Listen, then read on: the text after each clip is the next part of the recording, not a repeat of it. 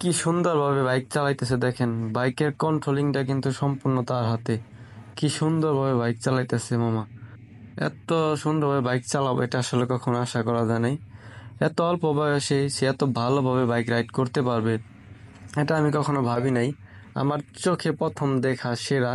এত ছোট বাচ্চা, বাচ্চা একটা মেয়ে, সে ভালোই বাইক চালাতে পারতেছে। বাইক চালানোর স্টাইলটা দেখেন চমৎকার।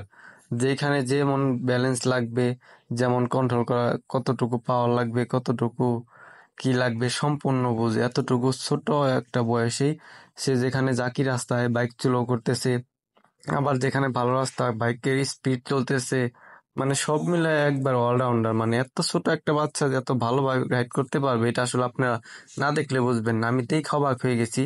এত ছোট্ট বাচ্চা এত ভালো কন্ট্রোলিং পারে, চমৎকার ভাবে বাইক রাইড করতেছে একাই। জাস্ট একজন শুধু ক্লাসটা ধরে রাখছে, আর সম্পূর্ণ পিক আপ তার হাতে, রেডি পিক আপ। কিভাবে লাগবে চালানো সে সম্পূর্ণ জানে। তো ভালোই, মাশাল্লাহ, সে বড় হয়ে ভালো একটা রাইডার হবে আশা করি।